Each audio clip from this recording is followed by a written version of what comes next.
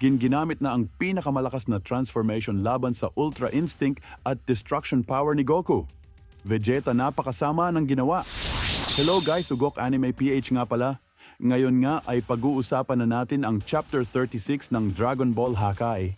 Kakalabas nga lang ng chapter na ito kaya ngayon nga lang tayo nakapag-upload. At nga pala guys, meron nga pala akong content sa YouTube channel natin. Ito nga yon 90-second trivia about Dragon Ball. Sana nga guys, suportahan nyo ako. Maraming salamat. Bago nga tayo magsimula, ay mag-recap na nga muna tayo sa last chapter. Sa last chapter nga, ay nagsimula na nga ang seryosong laban ni Goku dito kay Jin. Habang itong si Vegeta naman, ay kasalukuyan nga nagsasagawa ng sparring dito kay Broly. Dito na nga papasok ang Chapter 36 ng Dragon Ball Hakai na pinamagatan The Fight of the God of Destruction, Part 2. At sa unang panel nga ay atin makikita ang matitinding pag-atake na ginagawa dito ng dalawa sa isa't isa. Ito nga ay nagre-resulta ng matitinding pagkasira ng planeta nitong si Jin. Habang itong si Angel Martine nga ay kasalukuyan ngang inaayos ang nasisirang parte ng planeta nitong si Jin. Salita nga ito at sinabi nito na si Jin nga daw ay kasalukuyan nag-iinit na sa ngayon. Salita naman dito itong si Vados at sinabi nito na gamit nga daw ang Destruction Energy at ang Ultra Instinct ay nakakita nga daw itong si Goku ng balance mula sa dalawang teknik na ito. Sagot naman dito si Martine at sinabi nito na nakakamangha nga daw talaga ang ginagawa nitong si Son Goku dahil nga daw sa murang edad ay nagagawa na nga daw nito ang mga bagay na yan. Sa kabilang banda naman ay balik ang scene dito kanda Goku at Jin kung saan ay kasalukuyan na ngang nagpapalitan ng matitinding pag-atake ang dalawa dito. Pero nagagawa nga dito ni Goku na makapagpatama kay Jin ng mga pag-atake na talagang nagpapagulat sa kanya. Dahil nga sa malalakas na pag-atake nitong si Goku ay tumalsik na nga dito itong si Jin. Sinundan nga agad ito ni Goku ngunit bigla na nga lang itong nawala. Salita nga dito si Goku at sinabi nito na wag na nga daw itong magtago, wag na nga daw nilang sayangin ang oras nila. Ngunit wala pa ngang ilang segundo ay umangat na nga agad dito itong si Jin at naghanda ng isang pag-atake na tinawag niyang Claws of Destruction na rektang tumama dito kay Goku. Pero kahit na ganun, ay nagawa nga dito ni Goku na masalag ang atake na yon, ngunit nagiwan pa nga din ito kay Goku ng maliliit na sugat. Salita naman dito itong si Jin at nagulat nga ito kasi nga maliliit na sugat nga lang daw ang naging resulta ng pag-atake niya. Sa moment na ito ay agad na ngang sumugod itong si Goku at sinabi nito na siya naman daw ang aatake. Pero nang pasugod na nga ito ay agad naman nagpaulan itong si Jin ng napakadaming wave blast na rektang patama dito kay Goku. Ngunit madali nga lang itong naiwasan ng ating bida. Dahil nga sa pag-iwas na ginawa nitong si Goku ay talagang nagulat nga dito itong si Jin at agad na nga din siyang naghanda ng napakalaking wave blast na rekta niya ulit na ipinangatake dito kay Goku. Pero madali nga lang itong naiwasan ni Goku. Mabilis na nga itong lumapit kay Jin at nagpakawala ng isang malakas na suntok na rektang tumama kay Jin. Dahil nga sa lakas ng pag-atake na yon ay talagang tumalsik nga itong si Jin ng malayo. Ngunit wala pang ilang segundo ay nasa likod na nga agad niya itong si Goku at nagpakawala nga ulit ito ng sobrang lakas na pag-atake na talagang nagpatalsik dito kay Jin. Si Angel Martine naman dito ay nagugulat nga kasi nga nabutas na naman ang planeta nitong si Jin dahil sa atake na ginawa nitong si Goku. Ito naman si Jin ay nag-iisip nga at sinabi nito na ang dagdag na attributes ng Ultra Instinct ay nakakatulong para sa mga depensa at sa pagpapatama ng saktong pag-atake. Idagdag pa ang lakas ng Destruction Energy. Habang nasa ere pa nga itong si Jin resulta ng malakas na pag-atake na ginawa ni Goku sa kanya, ay agad na nga ditong naghanda si Goku ng isang napakalakas na Kamehame Wave na agad nga ditong nirelease nitong si Goku. Ito nga ay rektang tumama dito kay Jin at ito nga ay nagresulta ng sobrang lakas na pagsabog. Sa kabilang banda naman ay napunta naman ang scene dito kanda Vegeta at Broly.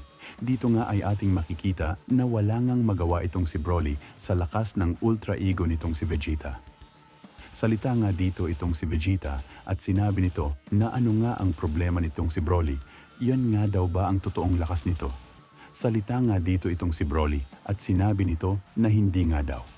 Dito nga ay rektang inatake nitong si Vegeta itong si Broly ng isang malakas na pagsuntok at sinabi nito na gusto mo na bang matapos? Sagot nga dito itong si Broly at sinabi nito na bagay nga daw ginamit niya ang kanyang kapangyarihan ay makakapanakit nga daw siya ng kaibigan niya, ay yun nga daw ang iniiwasan niya.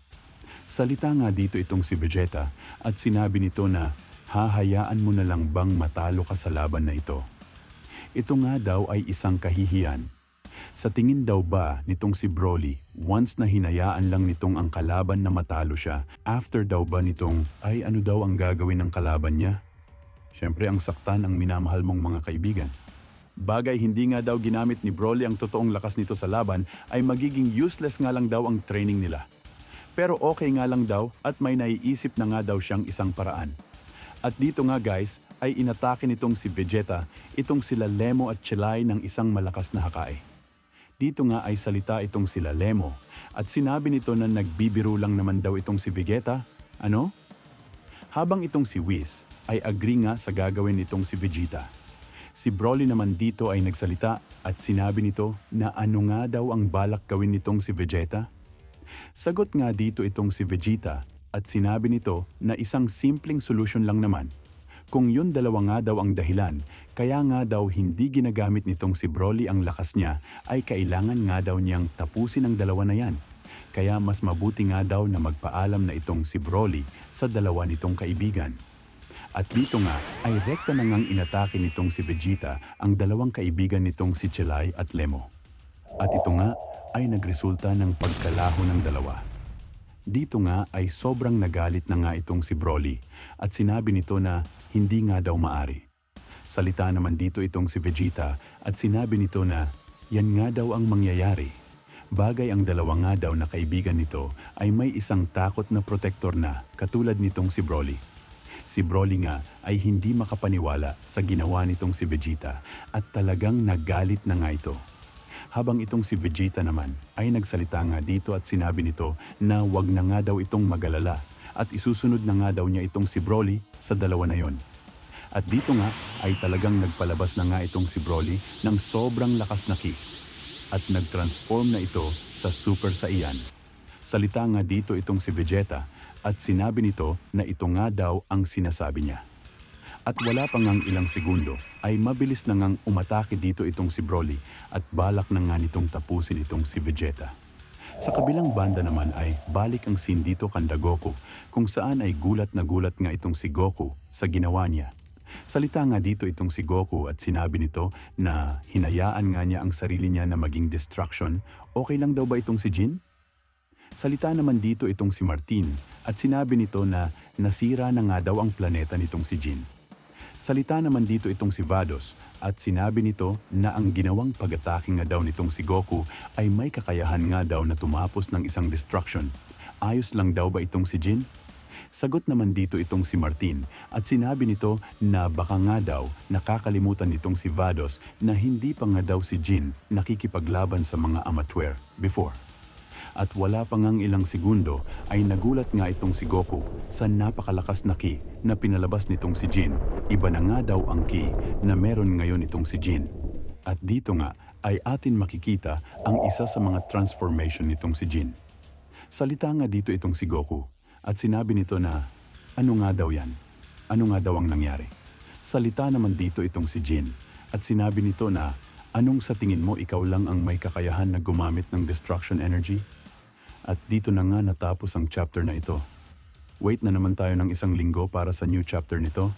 Baka nga guys mag-upload ako ng after ng Dragon Ball GT. Ito nga yung Dragon Ball AF. Kaya nga guys, stay tuned lang palagi. Pero bago matapos ang video na ito, ay mag-like na nga kayo sa ating video at shout out kanda.